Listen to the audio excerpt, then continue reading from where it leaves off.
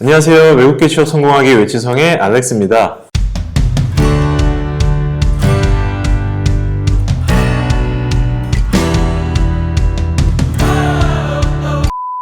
헤드헌터를 통해서 취업을 하는 분들, 이직하는 분들 굉장히 많은데 좋은 헤드헌터를 통해서 좀 더 효과적으로 이직과 취업을 성공하는 방법에 대해서 좀 얘기를 나눠보려고 해요. 취업 코칭을 하면서 많은 경력직 분들이 헤드헌터를 통해서 취업을 하는 거에 대해서 물어보는 어떤 질문들이 여러 가지가 있는데 헤드헌터를 처음 접하시는 신입이나 초심자분들부터 시작해가지고 이미 너무 많은 여러 헤드헌터를 경험하고 오신 분들까지 질문이 되게 다양하십니다. 대표적으로는 헤드헌터가 이제 나에게 맞지 않은 포지션을 제안을 하는데 내가 이걸 믿어도 되느냐, 혹은 당장 내일 면접인데 내가 이거를 어떻게 준비를 해야 되느냐, 회사명을 처음에 공개할 수 없다고 하는데 내가 이거를 믿을 수 있느냐, 여러 가지 질문이 있거든요. 근데 저희가 오늘 다루는 컨텐츠는 헤드헌터 분들을 처음 접하는 그런 분들을 대상으로 한다기보다는 이미 이제 헤드헌터 분들과 이직을 시도를 해봤거나 헤드헌터 분들과 지금 이제 전형을 진행 중인 어떤 경력자 분들을 중심으로 좀 말씀을 나눠보려고 해요. 여러분들이 이제 이 헤드헌터 분들을 활용하시는 데 있어가지고 크게 4가지 정도의 팁이 있습니다. 그 첫 번째부터 좀 설명을 드려보도록 할게요. 첫 번째입니다. 여러분들이 어떤 포지션을 헤드헌터들로부터 이제 제안을 받았어요. 근데 다음날 또 다른 헤드헌터가 똑같은 포지션을 제안을 한다. 이런 케이스는 어떻게 해야 되나요? 이런 케이스의 경우에는 여러분들이 한 명의 헤드헌터만 선택을 하셔야 되고, 그리고 그 헤드헌터를 어떤 헤드헌터를 선택해야 되는지에 대한 관점이 굉장히 중요한데, 지원하게 될 그 포지션에 그 회사와 실제로 위닝 케이스, 합격 사례를 만들어 본 헤드헌터를 선택하는 게 굉장히 중요해요. 그래서 헤드헌터들한테 그런 부분에 대해서는 여쭤봐야 됩니다. 선생님께서 제안한 그 포지션에 합격시킨 이전의 사례가 있는지에 대한 질문을 대놓고 해도 괜찮아요.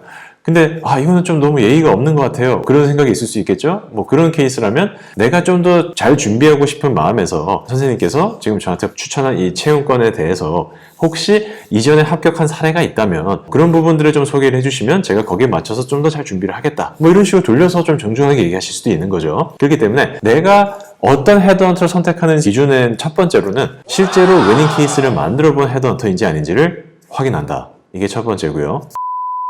두 번째로는 그 헤드헌터가 나에게 주어진 job description, 즉 직무 기술서가 얼마나 양질의 직무 기술서인지를 판별을 하셔야 됩니다. 3명의 헤드헌터로부터 똑같은 직무에 대한 어떤 포지션을 제의를 받았어요. 근데 A라는 헤드헌터는 직무 기술서가 없대요.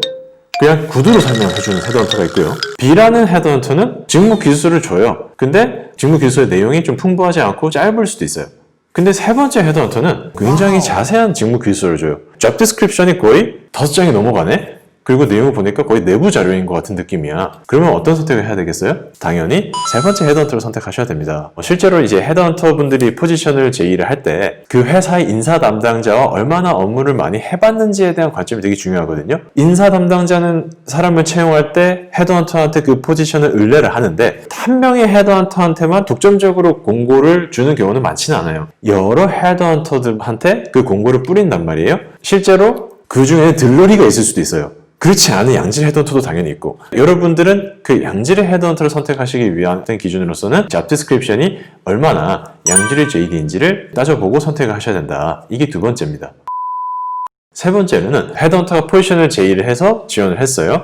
그 헤드헌터가 단순히 이메일로 여러분들 팔로우업을 하기보다는 초반에 미팅을 하자라고 하는 헤드헌터가 좀 더 나에게 도움을 많이 줄 수 있는 헤드헌터의 확률이 큽니다. 보통 주니어 레벨의 지원자분들에게는 물론 헤드헌터 분들이 이메일로만 서포트를 해주는 경우도 많은데요. 커리어를 가지고 있는 경력직 분들이라고 하신다면 이 헤드헌터 분이 초반에 여러분들에게 미팅을 제안을 할 거예요. 이 미팅의 특징은 먼저 헤드헌터가 여러분들이 어떤 지원자인지를 검증하는 자리이기도 하면서 여러분들의 입장에서는 내가 지원한 이 회사가 어떤 회사고 이 헤드헌터가 얼마나 회사와 많은 합격 사례를 만들었는지에 대한 것을 파악하는 자리이기도 해요. 가급적이면 그 미팅에 참여를 하셔가지고 내가 그 회사에 대한 정보도 많이 이해를 하고, 그리고 그 헤드헌터가 나에게 실질적인 도움을 줄 수 있는 헤드헌터인지 아닌지를 파악도 하고, 이 사람을 내가 합격을 시켜서 실질적으로 위닝 케이스를 만들 수 있겠구나 라는 확신을 주는 그런 자리가 될 수 있도록 하는 게 핵심입니다. 여러분들은 헤드헌터가 단순히 이메일로 팔로우를 하기보다는